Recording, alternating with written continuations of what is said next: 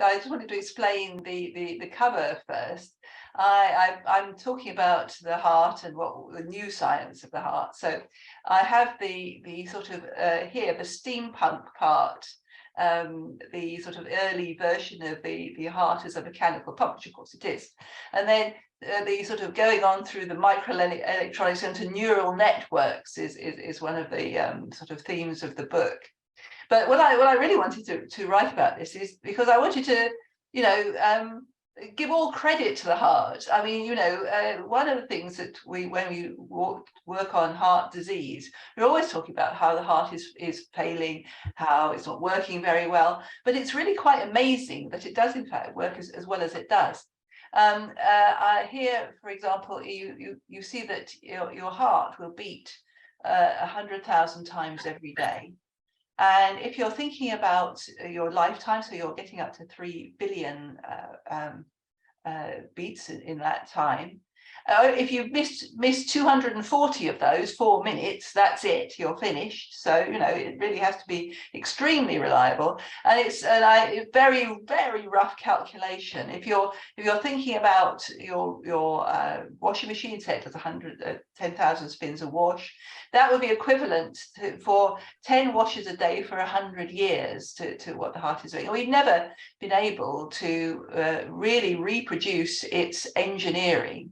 And although we've done quite a lot of good work on partial artificial hearts, on pacemakers, we don't have a total mechanical heart, despite the fact that this sort of search for this was launched at the same time as the moonshot, the first trying to get the first people on the moon. So 70 years ago, you see what we've done with the getting people on the moon, Mars, etc. Still haven't got an off-the-shelf total mechanical heart.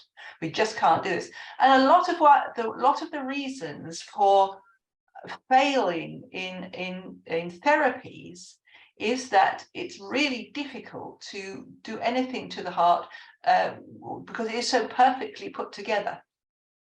So one of the things I did right at the beginning of the career was to look at the structure of the heart and look at the individual cardiomyocytes that make up the heart. And I was able to dissociate these into the heart into these little individual cells. They're very, very well stuck together. They're connected all over to each other. So the heart almost functions like, the ventricular heart almost functions like an individual cell. But when you take them out and put them in the dish, they beat very nicely. You can see this is from here to here is about the width of a human hair. You can just about see them from the naked eye. And this is one which now is compromised. It's not being able to maintain its integrity. And this is real time. This is a cell or a couple of cells dying in real time. And these kind of irregular beats, this wriggling is what you might get in ventricular fibrillation in when your heart goes into these very disruptive arrhythmias. So you see it on the single cell level, and you see that they contract up and get to this sort of what we used to call cruelly the popcorn phase, and it's very difficult for them to replace these hearts. So if you have about 5 billion cardiomyocytes in your heart, and up to about 2 billion cardiomyocytes will die during a heart attack and never replaced with muscle. They're replaced with scar, and having this stiff scar in the heart makes it very difficult for your heart to beat properly. And so this is one of the problems. And so if you had to think, and I just want you to think about this for a moment, I'm not going to quiz you on it, but what tissues in your body regenerate themselves? So you've got your hair, you've got the brain, skin, muscle actually is a bit of a giveaway, this picture that it does in fact regenerate. You've got the heart and you've got the gut.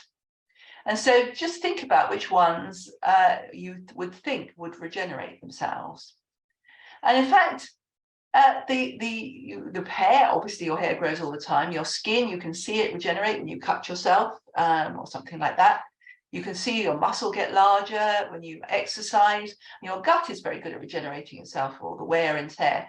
But interestingly, the heart and the brain are two which have very, very little reparative capabilities. And given their extreme importance, you know, you have only one each of those, you would think that would be, you know, it's hard to understand why nature has done this. In fact, there was very little understanding of whether the heart could regenerate at all for many years, and it's very difficult to see these very small number of regenerative events. And it wasn't until this particular experiment was done that we actually could say definitively about what was going on.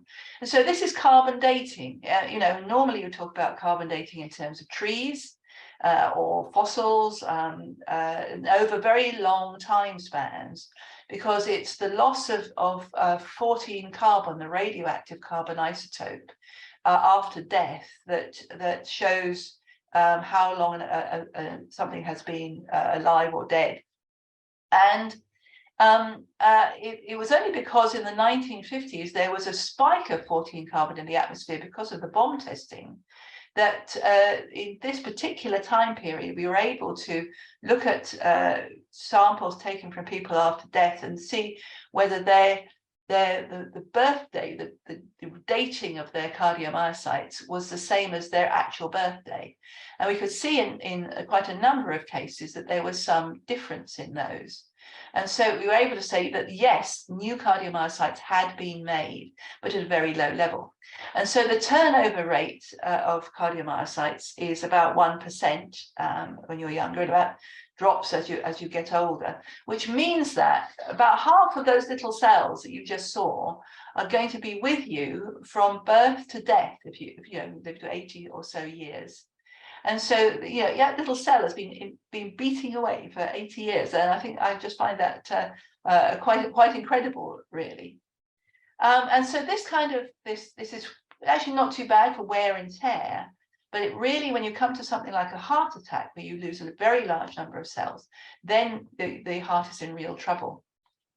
So I'm just going to, in this I haven't got time to tell you everything I was been talking about, but in this book, I'm just in this talk, I'm just going to take from the book a few things. I thought you'd be interested in new and old threats to your heart and how to avoid them. I thought that might be interesting to this demographic. Dying of a broken heart, this is a very interesting syndrome, and is it a real thing that you can die of a broken heart? And then just one of the new technologies we've been using, the tissue engineering, to try and make new heart tissue from things like your skin. So I just wanted to just give you a glimpse of all of those things. So starting off with what's bad for your heart.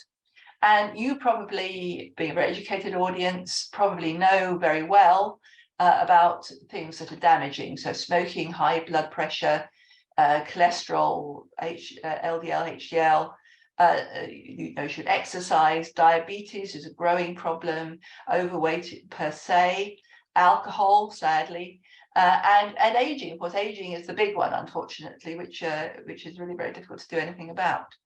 But things you might not know so much about are there's a few things I'm listing here. So COVID infection has always been known to have problematic effects on the heart, and you probably realize this more now because of thinking about what happened in COVID, that the damaging to the endothelial, the blood vessels of the heart, and how people with heart disease, pre-existing heart disease, were so much more susceptible to COVID. But this has always been the case for things like flu, and heart disease deaths go up with flu as well, and many other viruses, HIV, for example. So generally, infection. Chemotherapy.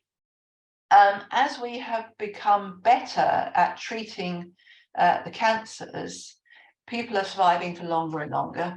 Things like breast cancer now, people often, perhaps that's about 95% success rate in really curing people.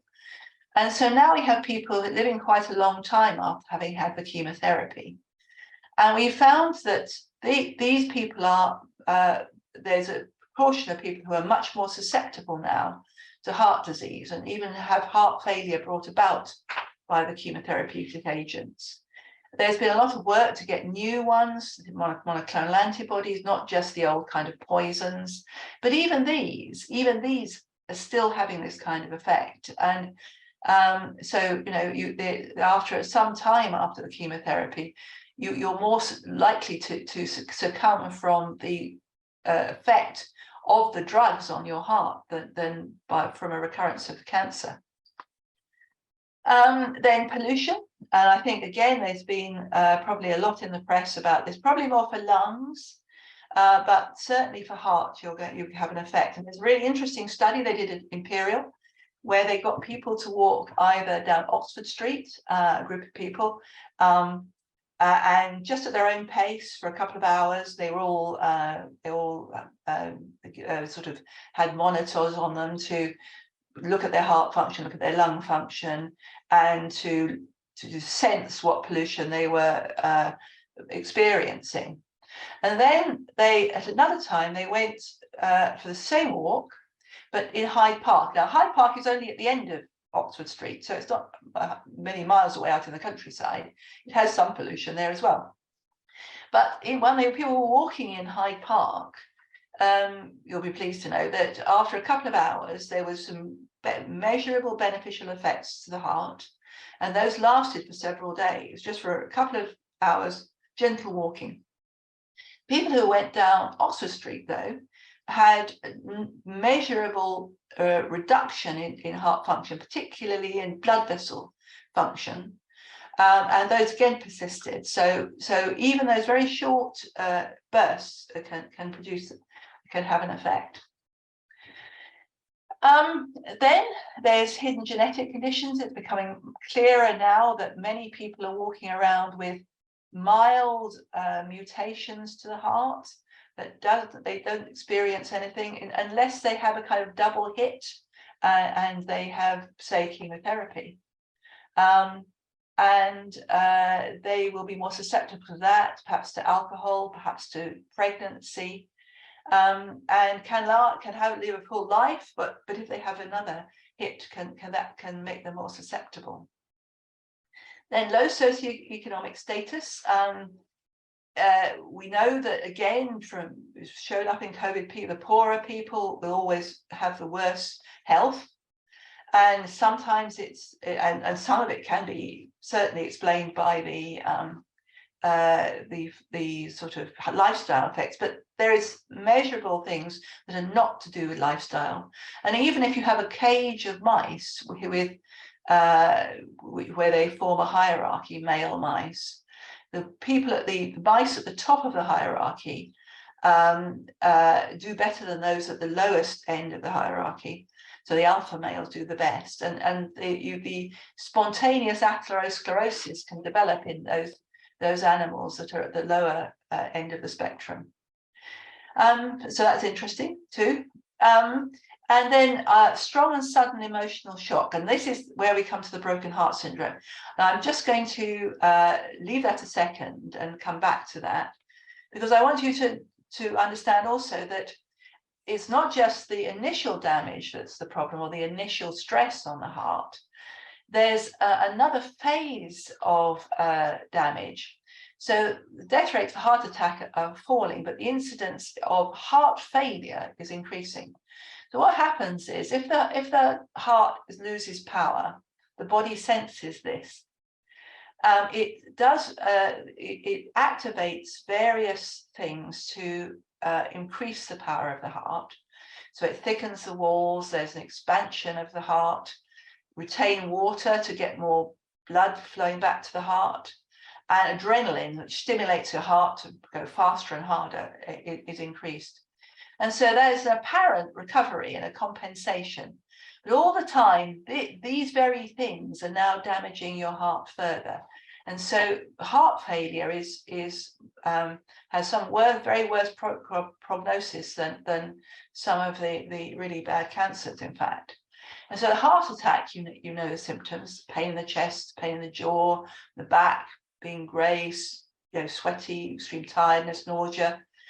That's one thing. But heart failure is quite different. You don't have the pain. You have there's swelling of the ankles, breathlessness as your water collects around your lungs, extreme tiredness, feeling faint. You might get problems with digestion. And this syndrome that is increasing because of the number of people who've had the damage to their heart. And the reason is because in our evolutionary past, we didn't really have heart attacks. And what we were worried about was being chased by a bison and being gored by a bison and losing all the blood from being gored by a bison, or a saber-toothed tiger or whatever. And so what your body is responding to is it thinks you have to run away, or it thinks you're having a hemorrhage, and so it's trying to retain water and it's trying to stimulate your heart. And this is okay when it's an emergency response to something very quick. But once it's prolonged over some years, then it becomes very damaging, and it now exacerbates the problem and drives the heart into heart failure. And there's probably about nearly 1 million people living with heart failure in the UK at the moment. So to protect yourself, I think you probably all know the things you should be doing. So you know, please don't ask me whether I do all these things that might cause embarrassment. You know, exercise, keep your blood pressure tested, keep a healthy weight, don't drink so much alcohol, keep taking the tablets. Statins have a very bad reputation, which is undeserved, and they're very good tablets. So just keep taking the tablets. So that's my lesson for the day. Then I'm going back now to the broken heart syndrome, and there's a link here between what I was talking about with the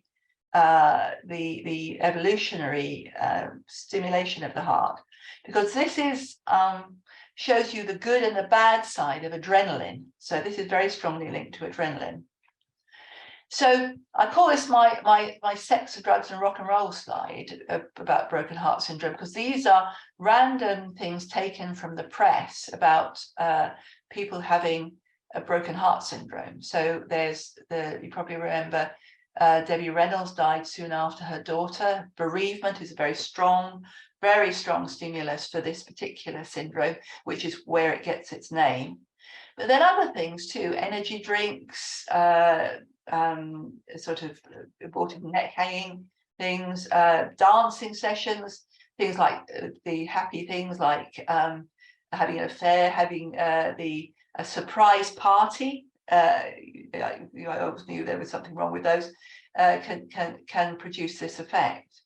And actually, I hope it's quite a complicated story, but just to give you a taster of it. So there's two things that are called broken heart syndrome. One is sudden cardiac death, and this is where people, their hearts go into a rhythm of ventricular fibrillation, where the heart is just wriggling and so doesn't pump out blood. And this, you just lose consciousness very quickly and drop to the ground. And if you're not defibrillated within a few minutes, then that's it for you. And this is very strongly male biased, this particular thing. And then there's this rather interesting sort of newish syndrome called Takotsubo, where there's a very specific group of people, postmenopausal females, get this. They're both associated with adrenaline, particularly in a variety of circumstances, bereavements, arguments, the earthquakes. That's where Takotsubo was first observed, during an earthquake in Japan. And young women seem to be protected from both of these. And this is an interesting paper where a penalty kick, watching football is very strong stimulus. There's a spike of heart disease every time we have a World Cup. And but this is a case where they were both watching football together, and they lost, and the stress triggered the sudden cardiac death in the husband, and broken heart syndrome in the wife. And so this stress, this broken heart syndrome, this stress cardiomyopathy, Takotsubo, people come into hospital thinking they have a heart attack, but they have this scan and they're not having a heart attack. What they're having is this abnormal contraction. So the top of the heart, which is called the base, weirdly, is contracting extremely strongly with the adrenaline, but the bottom is kind of paralyzed and it's producing a heart failure. And it's not really a benign syndrome. There is a mortality associated with it, usually acutely. But the interesting thing is that recovery can be seen after really quite a short time, days to weeks in many patients, and they can just go home. As I say, it's more common in most post-menopausal women, and it counts for about 3 to 5% of patients who come in thinking they have a heart attack. So it's pretty rare, but not that rare. So perhaps about 6,000 a year in the UK. And what we've seen is from our models is that our research shows that it's, yes, a sudden shock or stressful event, also physical stress, asthma it's related to, brain hemorrhage, and this is because of adrenaline-like effects with both of these. And even an EpiPen, which is an adrenaline, which you give with anaphylaxis, can produce this just by itself. So first, what happens is the heart's strongly stimulated, like it should be with adrenaline. But then it causes the heart to switch into completely the opposite thing, where it starts to shut down. It's the cardiodepressant phase. And we think that this has the purpose of trying to protect from the rhythm disturbances, the ventricular fibrillation. So looking at here, this is the increase in adrenaline. This is your heart function. So in the normal range, adrenaline increases your heart function, your heart rate and force. At a certain point, it produces arrhythmias and disturbances of rhythm. But in the Takotsubo range, that now starts to shut down again. And we had an experimental model, an anesthetized rat, where we gave a sort of scaled down rat dose or like an EpiPen. And we could show that it mimicked the Takotsubo, that it started to get this very regional sort of depression of the heart. Then we worked out the mechanism and we tried to prevent it by blocking the Takotsubo. But what happened was it did block the Takotsubo, but it then caused ventricular fibrillation and sudden cardiac death. So what we think is the Takotsubo syndrome is an aborted sudden cardiac death episode. The heart just shuts down quickly in order to stop the arrhythmias. And then it's a natural protective mechanism against this adrenaline stimulation, which is why we don't all die in the Alton Towers and with normal stress. And we were able to show that, in fact, chronic stress signals might make the heart more sensitive and make it more likely to shut down like this. So it's a very interesting syndrome, but certainly, you know, you can die of a broken heart. And then the very last short section on how we've gone about thinking about replacing the cardiomyocyte tissue in the heart. As I say, we've not done very well with the mechanical hearts. Not a full mechanical heart at least. So what we've turned to is a biological heart. And so we've started to use the stem cells, which are the undifferentiated, the earliest type of cells before they've decided what they're going to be. You have some cells, adult stem cells, which can have a limited range. And others, pluripotent cells, which can have a wide range. And they can grow like cancer cells in a way, grow and renew themselves until they get a signal to change into the different cell types. That's differentiation, where they become, go from unspecialized to specialized. And the pluripotent stem cell derived cardiomyocytes, first of all, was seen in the embryo, the early embryo. And they were isolated and they could be grown in large quantities from small numbers. And then they could be changed. After a lot of experimentation, we learned how to change those in the dish into different tissues, and one of those being cardiomyocytes. Now, the research on those was difficult because of the necessity to destroy an embryo to do this, and still is banned in some places. And so it was, somebody won the Nobel Prize in 2012 for working out how to make things like embryonic stem cells from just ordinary cells. Your skin, as I say, they use skin, but blood cells or cells you can gather from urine even. And you can reprogram those to become like the embryonic stem cells. And they will then, once they become like the embryonic stem cells, they can become these cardiomyocytes. And here is a dish of pluripotent stem cell derived cardiomyocytes that we just made in the lab. In my lab, we could make perhaps 60 or 70 million of these a week. It really only limited, to be honest, by the amount of money that it cost to do. If we had more, we could have done billions. And these cells now can be made into engineered heart tissue. And so if you take them from somebody, you can make those cells, skin cells, into induced pluripotent stem cells. We can make it from any one of you. We made it from somebody in the lab.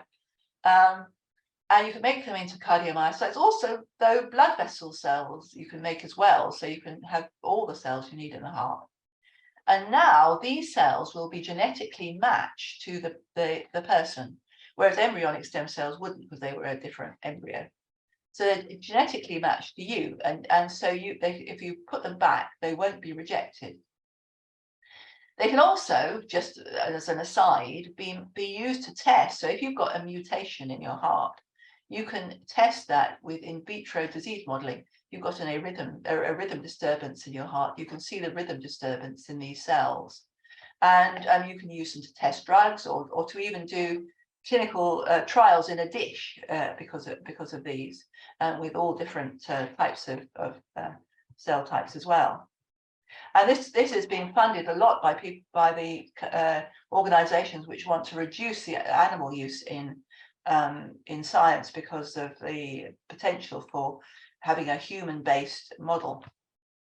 And so out of these cells, we made this patch. So this is beating spontaneously by itself. You can see that's 2.5 centimeters. So it's probably about the size of an elastoplast, about the size of your thumbs, maybe. And we used this on a rabbit heart, and we showed that it was able to help the heart. If it had been infarcted, it would reduce the infarct and increase the contraction of the heart. So that was a hopeful sign. This is this patch, and this has now been scaled up by various people. These were our collaborators in Hamburg. And so now we have one that would probably be about the size of the palm of your hand.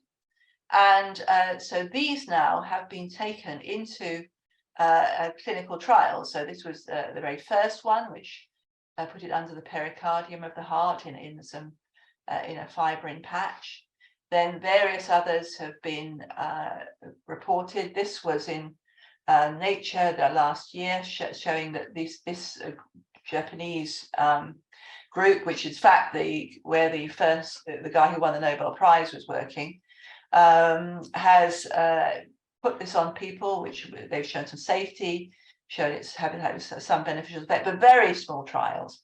And we have really a lot of work to do in terms of how to get them best into the heart, how to get them to merge with the heart, because we know that if we put them too many in at a time, it will disturb the structure of the heart and make it arrhythmic. So it's now a feat of engineering. We're back to engineering, tissue engineering for these. So this is one of the promising things. The Big Beat Challenge for the BHF is now looking at gene therapy for mutations in the heart, and the things like the genetic engineering to perhaps even cut out those mutations. So many things are going on, but all the time we always come back to the problem that what we try to do to the heart, you have to make sure we don't disturb the rest of the heart that's left in order, as we try to do these really advanced therapies on it. So I'm going to stop there because I'm sure you've got lots of questions. I know David may have some questions to start with.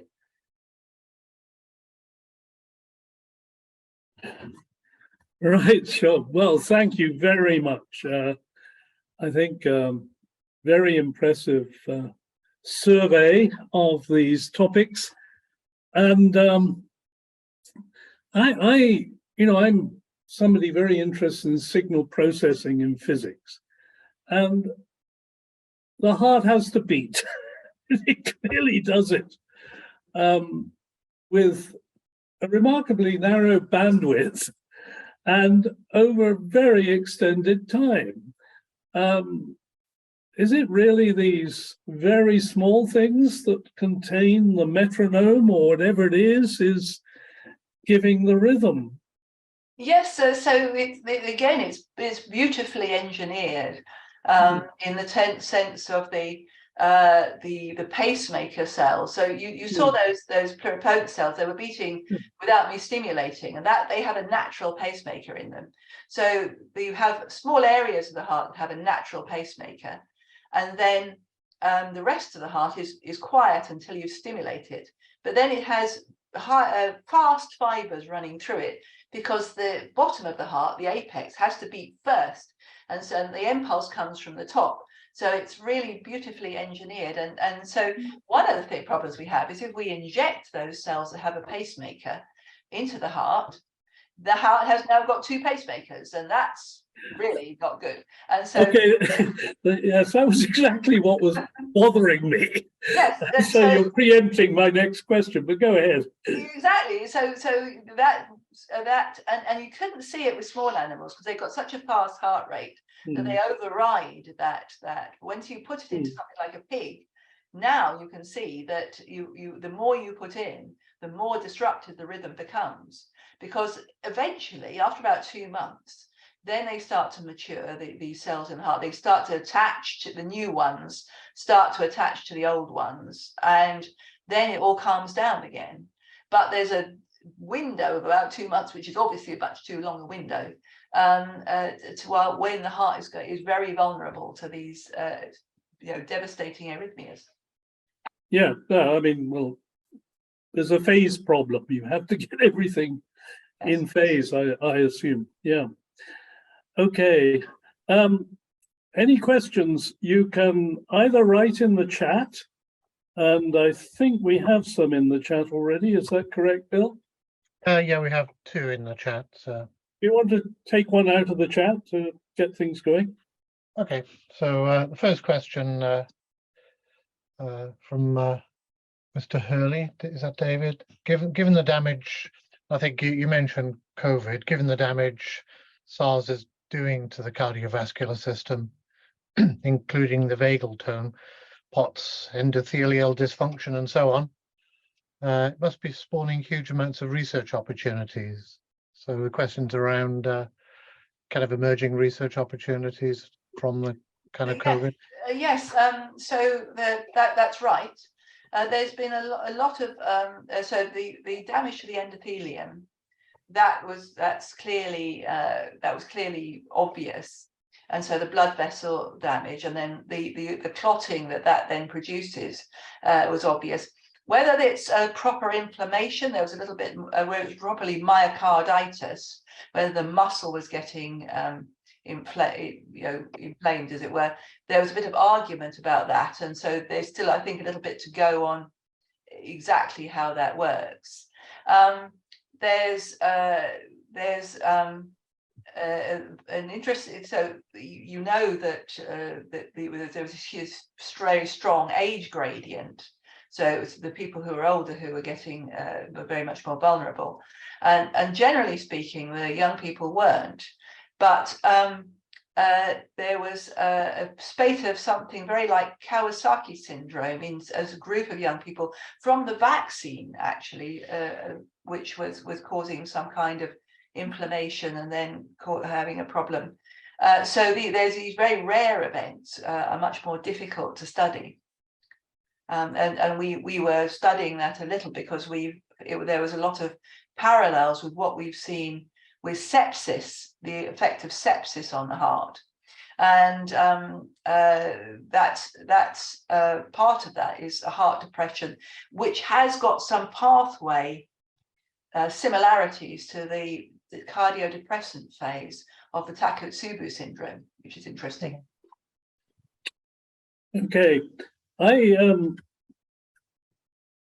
think there's another question in the chat from, I can't see who. Well, I put that one in actually, David. So shall I ask it? Okay, Bill. Yeah, please go ahead. Yeah, we visited Hammersmith a couple of times as a friend behind the scenes, Michael Schneider, and I think you were also there, so we had met. And we saw, and you explained the work that had been doing around heart cells being constructed from stem cells. One of the points, and you touched on, the cells spontaneously beat. And it was kind of really a question around understanding any thoughts about why and why it actually matches the rhythm of a human. So this is the pacemaker in the heart, in the one that actually drives your heart.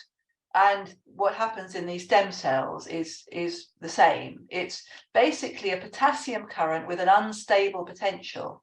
So the resting membrane potential of the heart is -80. So there's a difference between the inside and the outside. And there's a potassium channel that changes with time, and it depolarizes the cell. And then when it gets to a certain point, that depolarizes a lot of other channels. And so you get the action potential fires off in that way. And so that unstable resting membrane potential is what causes the pacemaker. And that is exactly the same in the stem cells. The reason the stem cells have them is because they're immature cells. They're like embryonic stem cells. So one of the problems we have is they're not really like adult cells. They're not thick and chunky like the ones I showed you at the beginning. They're quite thin. They don't have so much of the fibers in, and the muscle fibers in, and they have this unstable resting membrane potential. And they have one of the reasons is because they lack another channel that keeps the membrane potential lower. And so one of the sort of dilemmas we have is, do we want to make these cells more mature or not? Now, the problem with the adult myocytes that you saw at the beginning was that if you take them out of the heart, they die of what, anoikis, which is like loneliness or homelessness. Oh, that seems so sad. But because they don't have the physical constraints, they're not with their neighbors. They don't have the contraction going on. Then they just atrophy with time. And so the stem cells that we make have never had that physical sort of stimulus. And so the first thing we do is we exercise them. And so you saw the thing that looked like a bit lacy, the patch, the smaller patch, and that's attached to 4 silicon posts. And so it's pulling those posts in all the time with its pacemaker, and it's exercising, and they get stronger and they get thicker. And eventually, if you push these things far enough, it's a bit difficult. It has been tricky. They become more like adult cells. But one of the benefits that they have when they're new, they're these new immature cells, is that they last a long time in the dish, years. You could literally have them over a year beating the same cells in a dish beating. I think I mentioned in the book that we had a birthday party for our cells that we had them for a year. So they last much longer than the adult cells, and they're much more resistant to lack of oxygen. And of course, when we inject them in, before they get any blood vessels, they're going to be deprived of oxygen. And so, have them a bit resistant to oxygen makes them better for injection. So do we really want to push them to be adults so they don't have this pacemaker? But then again, if you push them to be adult, then they will lose some of their benefits. So it's all a big struggle. Oh, fascinating. Yeah, thank you for that. There's a question, Rod Rees-Jones.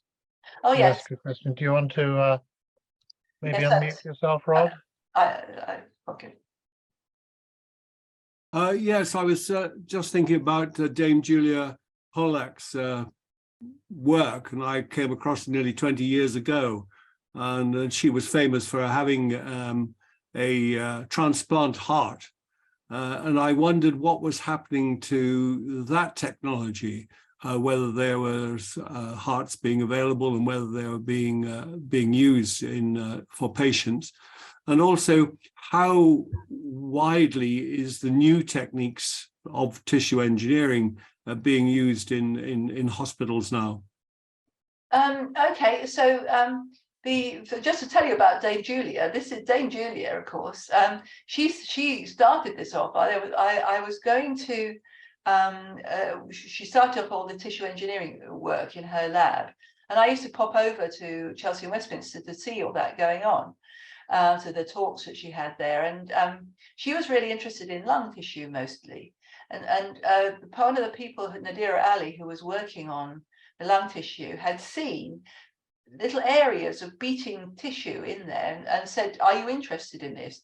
And that's one of the reasons I started, because that was the first time we'd seen this beating. They were just turning, at that point they were turning into all sorts of different tissues and weren't directed into one. So that's where we first saw the beating heart tissue. Well, I must say that I found it absolutely astounding to see cells beating in a Petri dish. It was quite extraordinary. Yes. I was dumb enough to think when young that the head had to tell the heart whether to beat or not. And wondered what happened when he went to sleep, that it could still going. I just never even contemplated the idea that the cells themselves would be beating in this metronomic manner. Yes, absolutely. And so we were so inspired by this that we went on to do the rest of this work. And of course, you have a big advantage. If they wanted to know where they had lung cells, they had to stain them with all sorts of dyes and things. We could tell we had heart cells because they were beating. So it's easy. Anyway, so the engineered products are in only very limited clinical trials now. So really very early stage stuff. So they're not available. The heart transplant, well, there's been various things.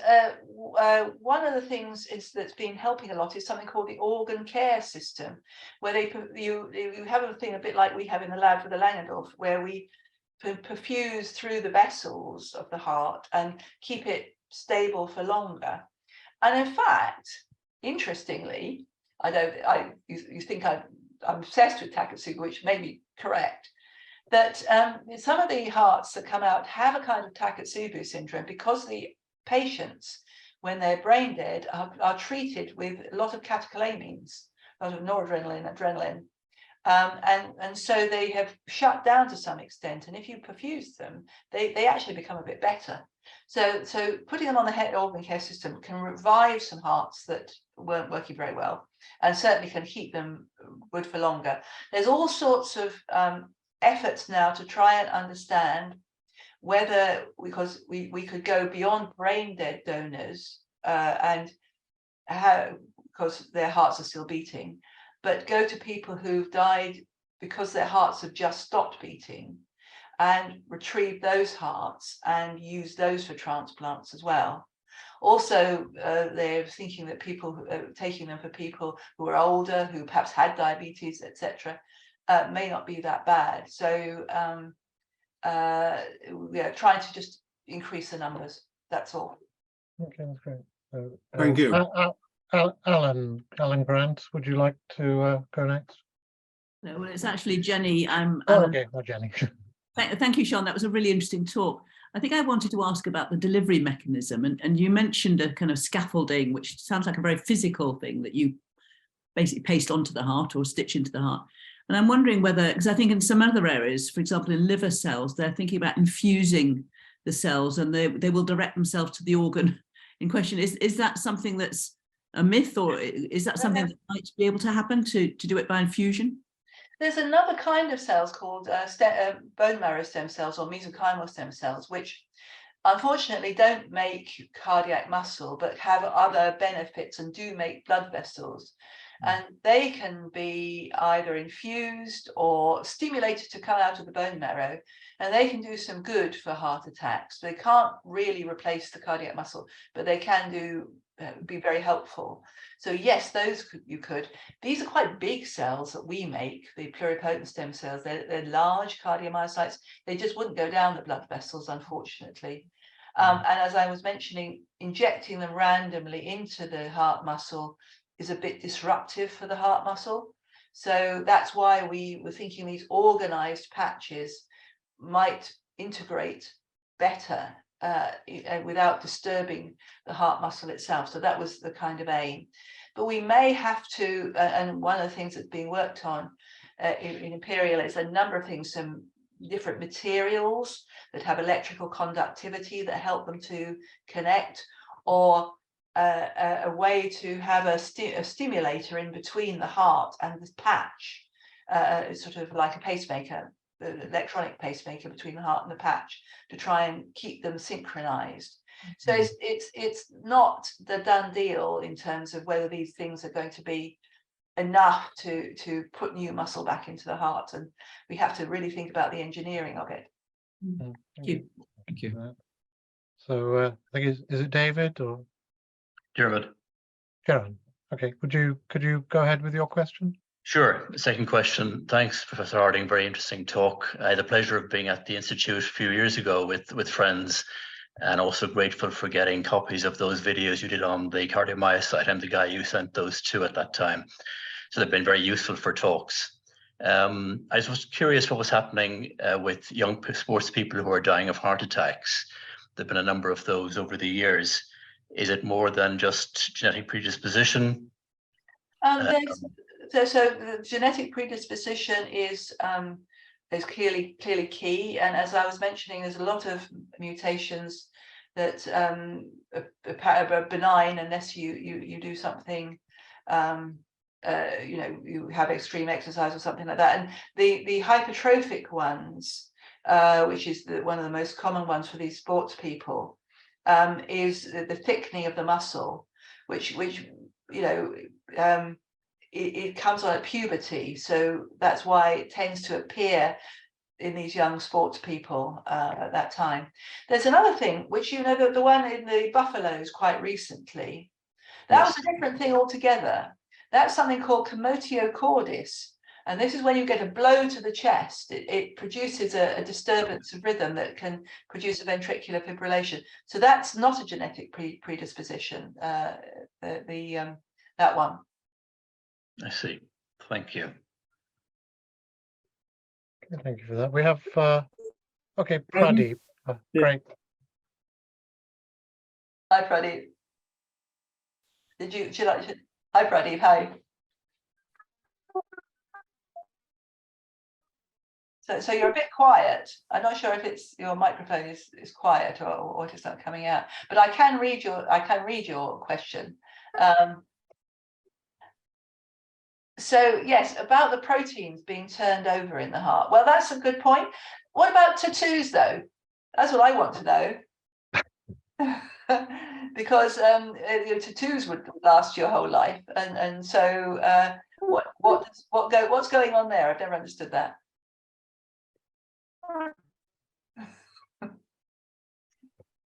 But what you say is correct. That the atoms in there, the molecules in there, are probably not the same molecules, and there's been some repair going on there for the individual cells. So they're like the car, in the song where all the bits have been replaced, but it's the same. They think it's the same car.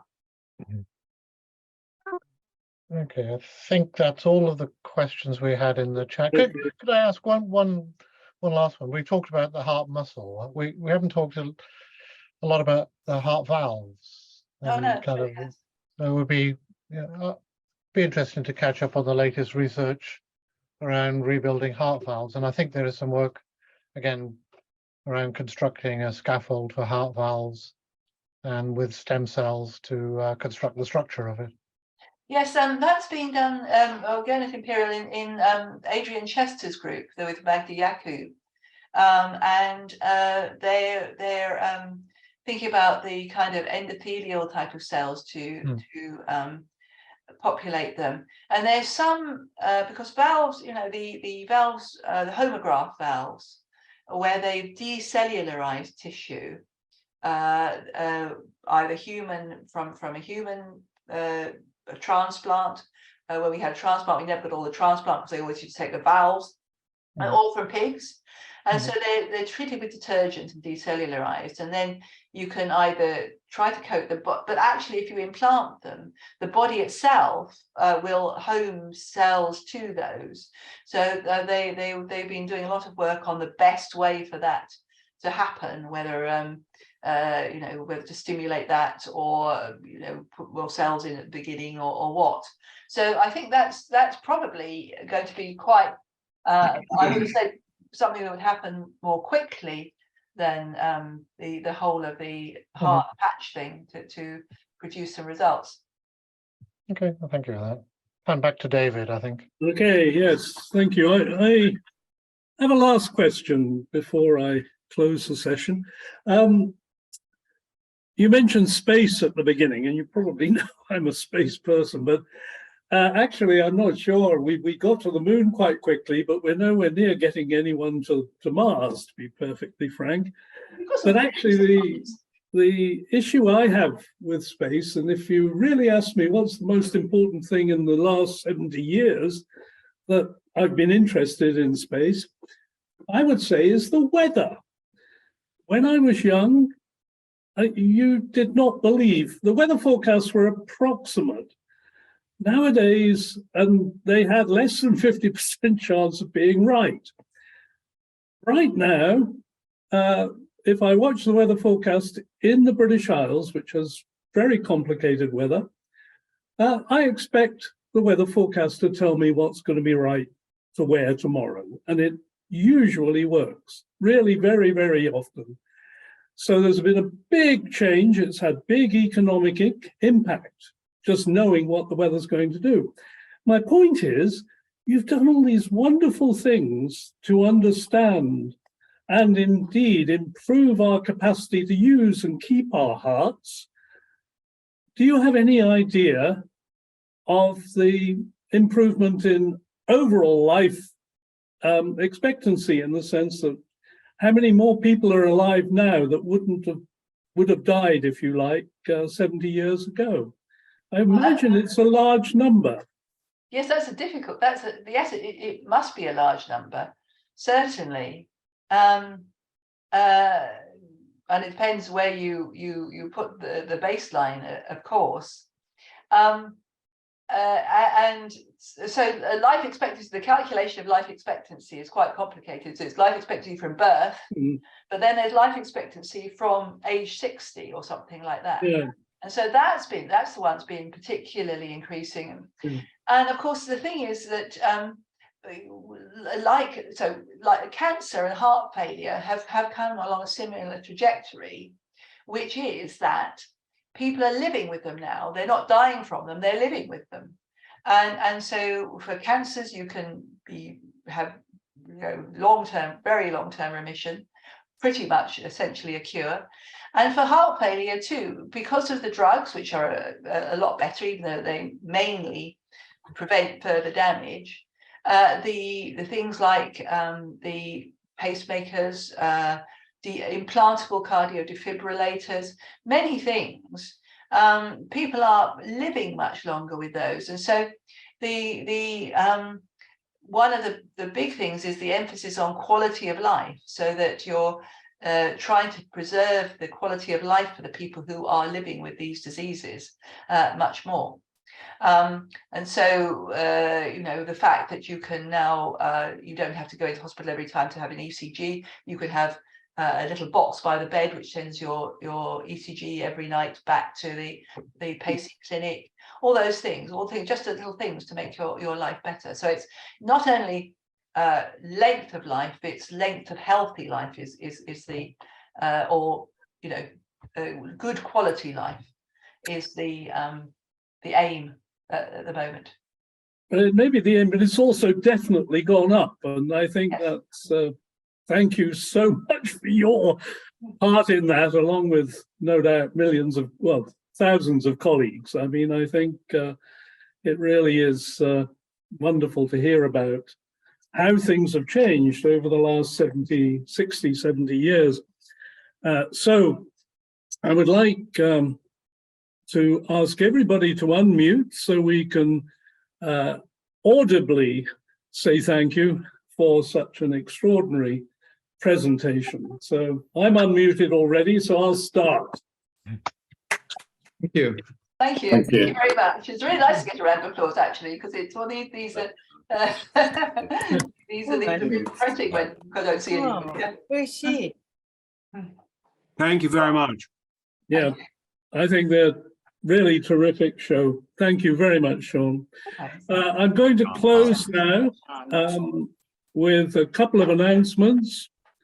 Can I remind everybody of our AGM, which is online. The delayed AGM is online on the 31st, which is Tuesday of next week, and at 6 p.m. And please be there. I'll certainly look forward to seeing you all then. Then I can also let you know that we have a talk on the 2nd, which is Thursday of next week, if I've got my arithmetic correct. Psychedelics in brain research. I'm certainly very much looking forward to that. Perhaps it's being a child of the 60s, I don't know. But Drs. Rosas and Timmerman are talking to us. It's a public talk, and so it'll face-to-face. It will not be in the Alexander Fleming building, but across the road in the Skempton building, which is right opposite Alexander Fleming on Imperial College Road. There will be, I hope, signs to tell us how to get there. That's at 7 p.m. on Thursday next week. That is the 2nd of February. And as it's between a train strike on the 1st and a train strike on the 3rd. Nevertheless, you should be able to get there on Thursday evening without difficulty. And I'm going to look forward to seeing you face-to-face next week on the 2nd of February and on the screen on the 31st. So I'm going to close there. And I could add, we do have a behind the scenes coming up at the Dyson School of Engineering, also in next month in February. But I'm going to close there and say thank you all for attending. And I look forward to the next time we meet. Thank you, everybody. And thank you again, Sean.